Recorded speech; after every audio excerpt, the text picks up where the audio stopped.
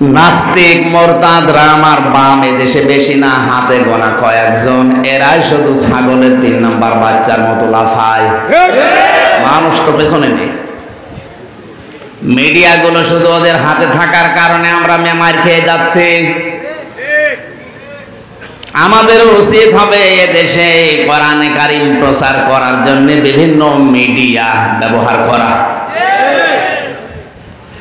আল্লাহ পাক সূরা আনফালের ভেতরে জানিয়েছেন, হে নবী, ওরা ইসলাম ধ্বংস করার জন্য যেটা হাতে নেয় আপনি উল্টিয়ে ওইটা ইসলামের পক্ষে কাজে লাগান।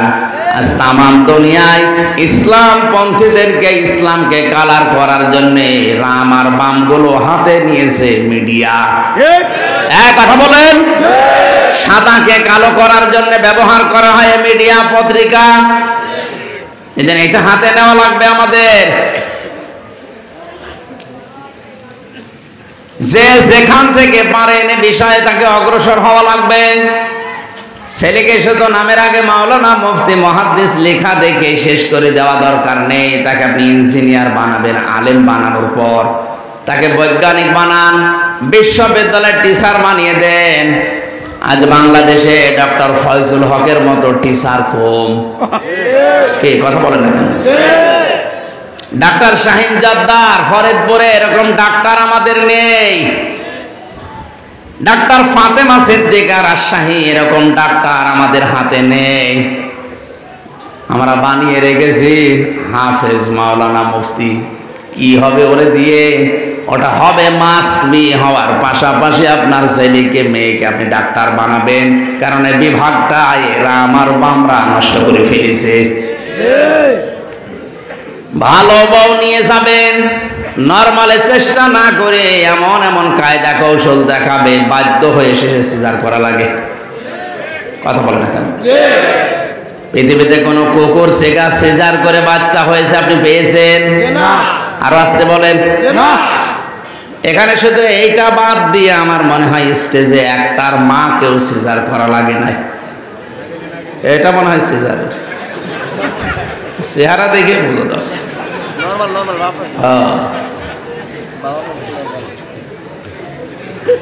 বলেন তো, স্টেজে এতগুলো মানুষ বসে আছে, এরাও তো জন্ম নিয়েছে দুনিয়া, এদের একটার মাকেও সিজার করা লাগলো না।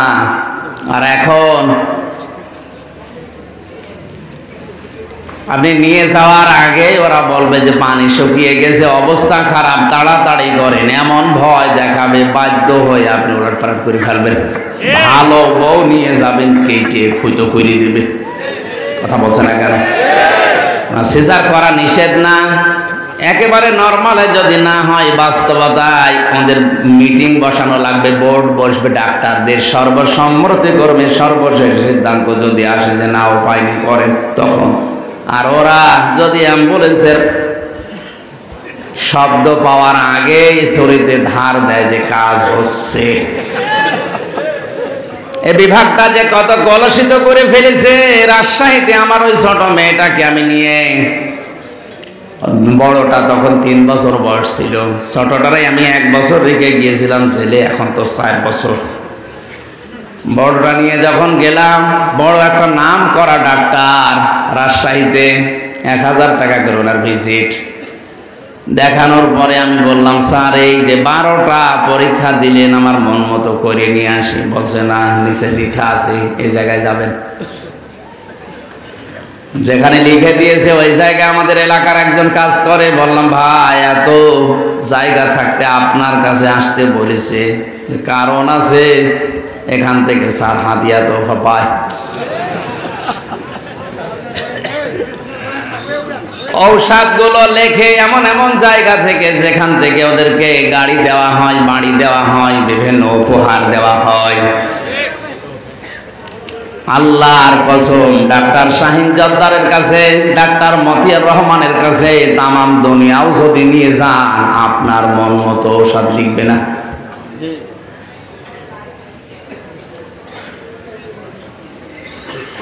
এই জন্য আমাদের উচিত হচ্ছে পরবর্তী প্রজন্ম যারা আসবে, এই মানুষগুলোকে এমন এমন জায়গায় তুলে দেওয়া, ডিসি দরকার আমাদের, এসপি দরকার আমাদের, ডিআইজি দরকার, কথা বলে না কেন? এই জায়গাগুলোতে আজ আমরা দুনিয়ার কাজ মনে করে ছেড়ে দিয়েছি, জমিনটা ফাঁকা পেয়ে জালেমরা মন মতো চালাচ্ছে। অথচ আল্লাহ কোরআনে কারিমে বলে জানিয়েছেন, ইন্নী জাইলুম ফিল আরদি খলিফা, অবশ্যই আমি তোমাদেরকে পাঠিয়েছি জমিনের খলিফা করে। কোন জায়গায়? জমিনে। আল্লাহ কি দিয়েছেন ইন্নী জাইলুম ফিল খানকা খলিফা? না, যে তোর আমি খানকার খলিফা করে পাঠালাম। না, ইন্নী জাইলুম ফিল মাসাজিদি খলিফা, মসজিদের খলিফা করে পাঠালাম। ইন্নী জাইলুম ফিল মাদারিসি খলিফা, মাদ্রাসার খলিফা করে পাঠালাম। আমরা এই সমস্ত জায়গায় বসে বসে মনে করছে আমরা খলিফা হয়ে গেছে, আর দরকার নেই। অথচ কোরআনে কারিমে শব্দ দিয়েছেন আল্লাহ, ইন্নী জাইলুম ফিল আরদি। কোন জায়গায়? জমিনে। জমিনে আমরা আজ নেই, এই জন্য জালেমরা ফাঁকা পেয়েছে, মন মতো কাজ চালাচ্ছে, শিক্ষা ব্যবস্থায় পর্যন্ত হাত দিয়েছে। ৯৬% মুসলমানের দেশে এখনো যদি আপনি কিছু না বলেন, শরীফ থেকে শরীফা যেটা চলছে যদি ওরা কায়েম করে ফেলতে পারে, আগামীতে কি হবে আপনি এখনো টের পাননি। সকালবেলা শরীফ ছিল, বিকালে বলবে নিচে নিচে যে আমি শরীফা হয়ে গেছে, বাধ্য হয়ে তারে আপনাকে মহিলা হোস্টেলে সিট দেওয়া লাগবে। কথা বলছে না কেন? কারণ সরকারি ভাবে যদি আইন পাস হয়ে যায় একবার, ওরা যদি শরীফা করে ঘোষণা দিয়ে মহিলা হোস্টেলে সিট না দেন, আপনার নামে উল্টা মামলা হবে। অথচ মহিলা হোস্টেলে আপনার মেয়ে আছে, আপনার বোন আছে, সকালবেলা যে শরীফ থেকে বিকালে শরীফা হয়ে ও হোস্টেলে থাকবে, ও তো মাল আছে শরীফ, নামে শরীফা। কিছুদিন পরে ওখান থেকে জারজ পয়দা হবে। জাতিকে কোন দিকে নিয়ে যাচ্ছে আপনি টের পেয়েছেন।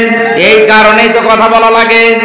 তাছাড়া শুধু যদি বইয়ের পৃষ্ঠাই থাকতো, সত্যি কথা বলছে, আমি কিছু বলতাম না।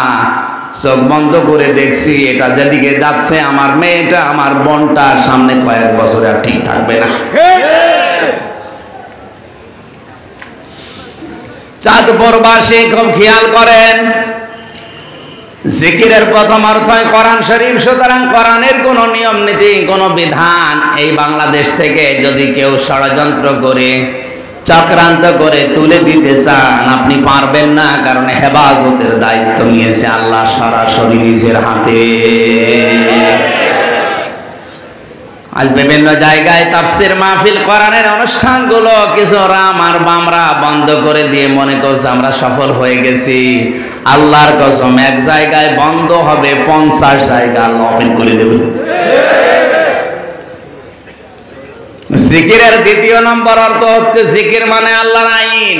জিকির মানে আল্লাহর আইন। আমানা আরাবান যিকরি ফাইন্না লাহু মাঈশাতান দানকা ওয়া নাহশুরুহু ইয়াওমাল কিয়ামাতি আ'মা। সূরা তাহা 124 নম্বর আয়াত। আল্লাহ পাক বলেন, যে ব্যক্তি আমার জিকির থেকে, আমার আইন থেকে মুখ ফিরিয়ে রাখবে, ওর জীবন আমি আল্লাহ সংকীর্ণ করে দেব। ওর আয় উন্নতিতে কোনো বরকত থাকবে না। ঘুষ খেয়ে, সুদ খেয়ে, জুলুম করে 10 দিক থেকে টাকা নিয়ে আসবে, বাড়িতে ঢোকার পরে 20 দিক থেকে টাকা চলে যাবে। কথা বুঝতেছে? আল্লাহর আইন বাদ দিয়ে যারা উপায় করে, ঘুষ খেয়ে যারা উপায় করে, এটা আল্লাহর আইন মতো না, আল্লাহর আইনের বিরুদ্ধে। আচ্ছা, আদালতে যান, ইট পর্যন্ত টাকা চাই। কথা বলেন না কেন? আমার এই 3টা বছরে আমার বাবার যে কত টাকা চলে গেল বিনা কারণে, এমনি এমনি বলে টাকা দেন।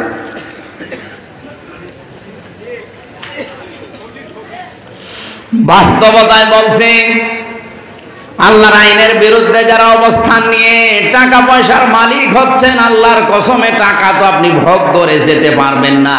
আপনার ভোগ করার আগেই মরণ হবে, আর আপনি বিদায় নেওয়ার পর এই টাকাগুলো সব আল্লাহর বিরুদ্ধে, রাসূলের বিরুদ্ধে ব্যয় হবে। তখন আপনার কবরের আযাব আরো বাড়বে।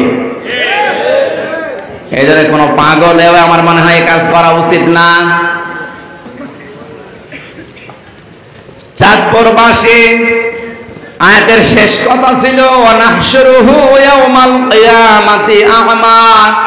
কিয়ামতের ময়দানে যখন ওই লোকটা উঠবে, ওই লোকটা অন্ধ হয়ে উঠবে, ডাক দিয়ে বলবে রব্বুল আলামিন, আমি তো চক্ষুষ্মান ছিলাম। ক্বালা রাব্বি লিমা হাশারতানি আ'মা ওয়া ক্বাদ কুনতু বাসীরা। হে আল্লাহ, আমি তো চক্ষুষ্মান ছিলাম, আমার চোখ ছিল, আমি আদম নবীকে একটু দেখবো। 60 হাত লম্বা ছিল, 36 হাত মোটা ছিল, একটু দেখাও। আল্লাহ ধমক দিয়ে বলবে চুপ কর। ক্বালা কাযালিকা আতাতকা আয়াতুনা ফানাসিতাহা ওয়া কাযালিকাল ইয়াউমা তুনসা।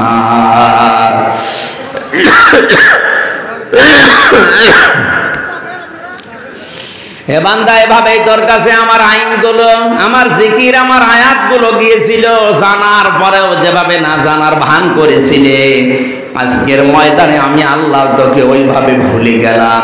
তাফসিরে আমি পেয়েছি, কিয়ামতের ময়দান আল্লাহ ধমক দিয়ে বলবে, বান্দা, হামজা নামে যে আমার একটা বান্দা ছিল, হাজেরা নামে আমার একটা বান্দি ছিল, কোনদিন আমি আর এই নাম আমার কুদরতি মুখে উচ্চারণ করব না। কথার ওজন কত আপনি এখনো টের পাননি? কিয়ামতের ওই কঠিন ময়দানে আল্লাহ তো শুধু ভুলেই যাবে তা না, কোনদিন আমার নামটা আল্লাহর কুদরতি জবানে আর উচ্চারণ করবে না। যে হামজা নামে, হাজিরা নামে আমার বান্দা বান্দি ছিল, কোনদিন আল্লাহর বলবে না। জোরে বলেন নাউজুবিল্লাহ।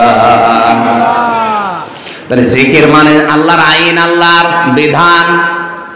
জিকির করে করে আপনি মাথা নষ্ট করে ফেলছেন, আল্লাহর আইনের বিরুদ্ধে আপনার অবস্থান। কিয়ামত পর্যন্ত জিকির করলেও মাথার উপরে উঠবে না। কথা বলেন না কেন? জিকিরের 3 নাম্বার অর্থ হচ্ছে সালাত।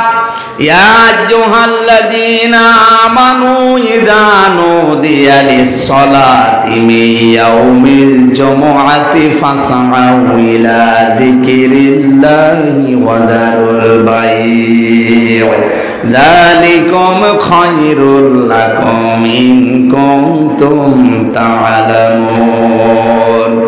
সূরা জুমার 9 নম্বর আয়াতে আল্লাহ পাক বলেন, হে ইমানদারেরা, যখন নামাজের সময় হয়ে যায়, জুমার দিন আযান দেওয়া হয়, দুনিয়ার সব বেচা কিনা কাজ কারবার বাদ দিয়ে দৌড়াও নামাজের দিকে।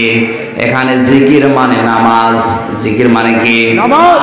যে দরবারে গেলে শুধু জিকির দেয়, নামাজ নেই, ওটা দরবার না। এক কথা বলেন না কেন? জিকিরের অর্থ আল্লাহ বলছেন জিকির মানে নামাজ, সালাত। অথচ এমন এমন দরবার আছে দেশে যেখানে গেলে নামাজের কোনো সিস্টেম নেই।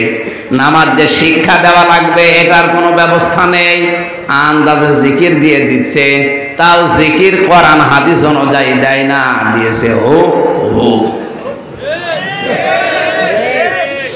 জিকিরের 4 নাম্বার অর্থ হচ্ছে জিকির মানে উপদেশ।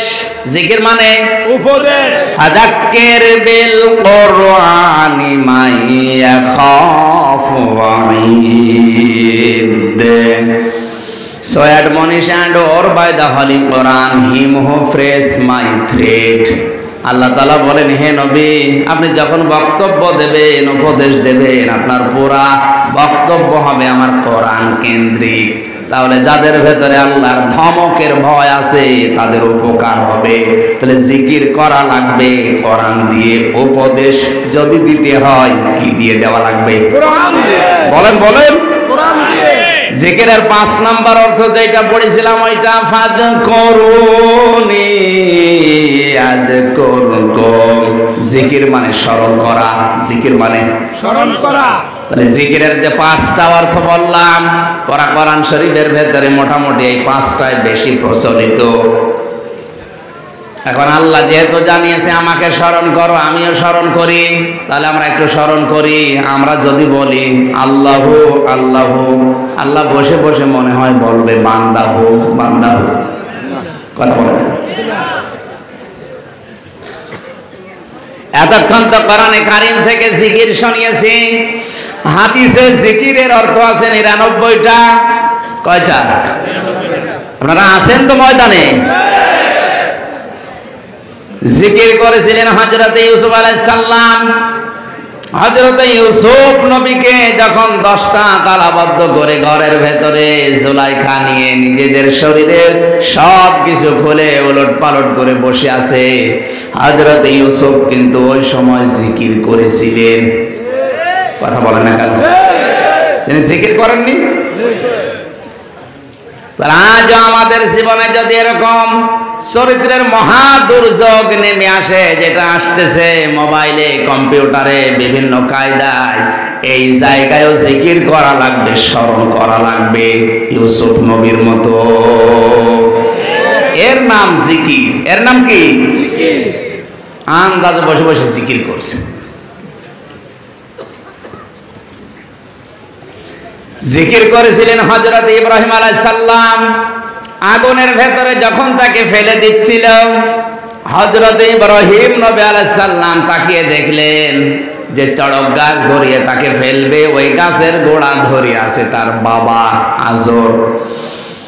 চোখের পানি ফেলে দিয়ে বলে, রব্বুল আলামিন, দুনিয়ায় মানুষ বিপদে পড়লে বাবার কাছে যায়, অথচ আমি লক্ষ্য করে দেখি আমারে আগুনে ফেলার জন্য আমার বাবা আগের লাইনে দাঁড়িয়ে আছে। আমি এই মুহূর্তে তোমার জিকির আরম্ভ করছি। আল্লাহ, তুমি যদি চাও আমি আগুনে পুড়ে মারা যাই, তোমার জন্য আমি 100 বার পড়তে রাজি আছি।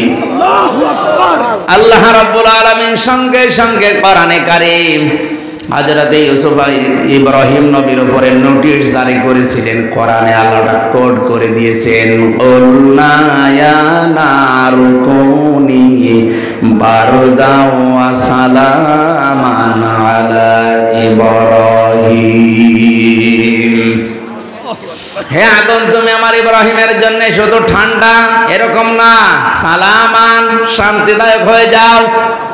তাফসিরে মুফাসসির লিখেছেন, আল্লাহ পাক যদি আয়াতের মাঝে সালামান শব্দ না দিতেন, আগুন এত বেশি, যেহেতু বারদান প্রথম শব্দটা, এত বেশি ঠান্ডা হয়ে যেত, তখন আবার গরম করার জন্য লেপ তোষক লাগতো।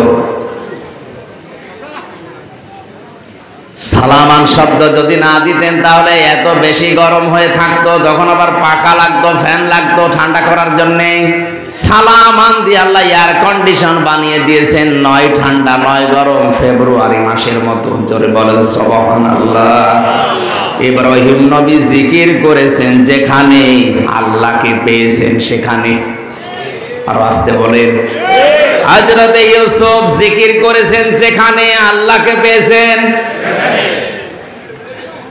আলাকাদ হাম্মাত বিহি ওয়া হাম্মা বিহা লাউলা বুরহানা রাব্বি। জুলাইখা যেমন কাপড় চোপড় সব খুলে জেনা করার জন্য রাজি হয়ে গিয়েছিল, ইউসুফ নবীও রাজি হয়ে গিয়েছিল না? মানে আপনি শব্দের দিকে তাকান, আলাকাদ হাম্মাত বিহি ওয়া হাম্মা বিহা। ইউসুফ নবী যেমন রাজি ছিল, জুলাইখা রাজি হয়ে গিয়েছিল। কে বাংলা অর্থ এটাই হয়। আপনি যারা মুফাসসির আছে জিজ্ঞেস করেন। আল্লাহ পাক বলেন, লাউলা বুরহানা রাব্বি, যদি তার রব তাকে কিছু দলিল আর প্রমাণ না দেখাতেন। এই যে জিকির করার কারণেই তিনি কিন্তু এখানে প্রমাণ পেয়েছিলেন। মানুষ হিসাবে তার ভেতরেও যৌবন আছে, চাহিদা আছে, এজন্য তারও মন ফিরে গিয়েছিল। কিন্তু জিবরাইলকে দিয়ে আমার আল্লাহ সঙ্গে সঙ্গে দলিল পাঠিয়েছেন। একটা চিঠি নিয়ে জিবরাইল ধরেছে, এটা তাফসিরে মারিফুল কোরআনে আছে, জালালাইনে আছে। হযরত ইউসুফ নবীর সামনে ফেরেশতা জিবরাইল কাগজটা তুলে ধরেছিল, ইউসুফ, আমি তোমার মালিক বলছি তুমি জিনা করতে পারো না। দ্বিতীয় নম্বর দলিল, হযরতে ইয়াকুব আলাইহিস সালামের আকৃতি নিয়ে ঘরের ভেতরে এসে ডাক দিয়েছে, ইউসুফ আমি তোমার বাবা বলছি তুমি জিনা করতে পারো না। এই সমস্ত দলিলগুলো দেখার পরেই হযরতে ইউসুফ নবী মনে মনে আল্লাহকে ডাক দিয়ে বলেছে, রব্বুল আলামিন তুমি আমাকে বাঁচাও। ক্বালা মাআযাল্লাহ, জোরে বলেন আল্লাহু আকবার। আমি আল্লাহর সাহায্য চাই। এটার নাম জিকির। এটার নাম কি? জিকির। ইউসুফ নবী জিকির করলেন যেখানে আল্লাহকে পেয়েছেন সেখানে, আর আমরা জিকির করতে করতে মুখ দিয়ে ফেনা উঠে যাচ্ছে, আল্লাহর কোনো খবর নেই। তাহলে মানে জিকির আমাদের হচ্ছে না। এরকম 99টা তাফসিরের ভেতরে হাদিসের কিতাবে আমি পেয়েছি জিকির এইভাবে করা দরকার। পৃথিবীর এমন কোন জায়গা নেই যেখানে জিকির নেই। বাড়ি থেকে সকালবেলা কেউ যদি বের হয়, ডান পা দিয়ে বের হয়ে যদি বিসমিল্লাহির রহমানির রহিম বলে অফিসে যায়, বাজারে যায়, ব্যবসায় যায়, যতক্ষণ বাইরে থাকবে পুরোটাই জিকির। ব্যবসা যারা করে তাদেরও জিকির আছে না নেই? ওয়াইলুল লিল মুতাফফিফিন আল্লাযীনা ইযা তালু আলান নাসি ইস্তাউফুন। আল্লাহ পাক বলেন ধ্বংস হয়ে যাক ওই দোকানদারগুলো যারা ওজনে কম বেশি করে, নেওয়ার সময় বেশি নেয়, দেওয়ার সময় কম দেয়। এটা শুধু দোকানদারদের জন্যে। আজ যারা শিক্ষকতা করছে, যারা বক্তব্য দিচ্ছে যে আমরা প্রত্যেকটা জায়গায় আমরা নেওয়ার সময় কিন্তু ঠিক মতোই বিভিন্ন জায়গা থেকে এলেম নিয়ে এসেছি, ডেলিভারি দেওয়ার সময় এখন আর সঠিকভাবে দিতে পারি না। প্রাইমারি থেকে বিশ্ববিদ্যালয় পর্যন্ত যারা শিক্ষকতা করে, এরা নেওয়ার সময় শিক্ষক হিসাবে এলেম জ্ঞান লেখাপড়া কম করেনি। কম করেছে না, তাহলে তো শিক্ষক হতে পারতো না। সব জায়গা থেকে তারা নেওয়ার সময় ঠিক মতোই নিয়েছে, কিন্তু ছাত্রদেরকে দেওয়ার সময় ক্লাসে আর দিতে চায় না। তখন বলে প্রাইভেট পড়া লাগবে, কোচিং করা লাগবে। এক কথা বলেন না কেন? এদের উপরে লানত বরদোয়া কার? আরো জোরে বলেন কার? ওয়াইলুল লিল মুতাফফিফিন, ধ্বংস হয়ে যাক ওই দোকানদারগুলো যারা ওজনে কম বেশি করে। কুষ্টিয়ার বড় বাজারে একবার এক লোক তেল মেপে দিচ্ছিল নামাজ পড়ার পর। দেখি প্রত্যেকবার ওই যে তেল মাপার ওই যন্ত্রটা একটু করে কম দিচ্ছে। লোকটা জোরে দেওয়ার পরে বললাম, চাচা আপনি নামাজ পড়ে আসলেন আমার সাথে, আর এইভাবে করে প্রত্যেকবার কম দেন তেলে, কি নামাজ পড়েন? আমারে ধমক দিয়ে বলছে, বেশি বোঝো। পকেট থেকে একটা টুপি বের করে নিয়ে মাথায় দিয়েছে, আর ওইটা খুলে বলছে এটা আমার নামাজ পড়া টুপি, আর ওইটা তেল বেচা টুপি। টুপিও আলাদা করে ফেলেছে। অথচ নামাজ একটা জিকির। নামাজ জিকির। কিছুক্ষণ আগে জিকির করে এসেছে, দোকানে জিকির নেই। বলেন বলেন, নামাজে জিকির করেছেন মাত্র 15 মিনিট, দোকানে জিকির করবেন 8 ঘন্টা।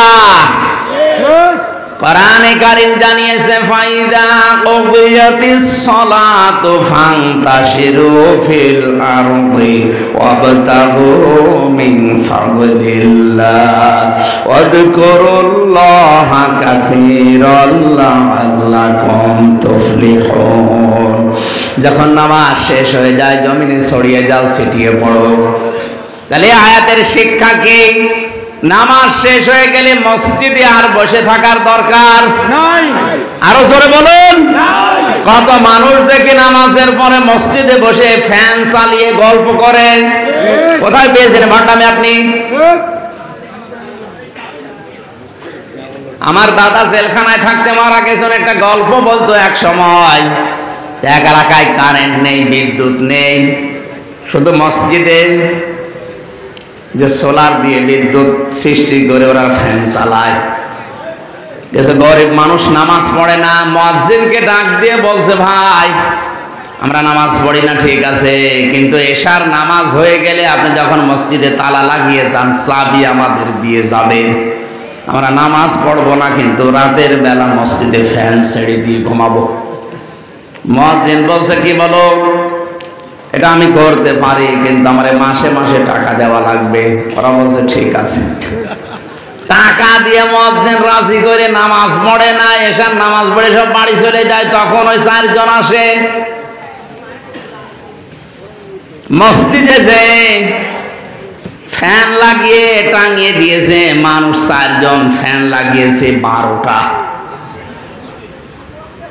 ওখানে তো রেগুলেটর লাগানো নেই, হাই স্পিডে ঘুরছে। যারা ফ্যানের নিচে ঘুমানোর অভ্যাস নেই, ওরা যদি একবার বাতাস পায় মরণের ঘুম ঘুমাবে। এমন ঘুম ঘুমিয়েছে, কাপড় যেখানে সেখানে। মুয়াজ্জিন সকালবেলা এসে তাকিয়ে দেখে নাউজুবিল্লাহ,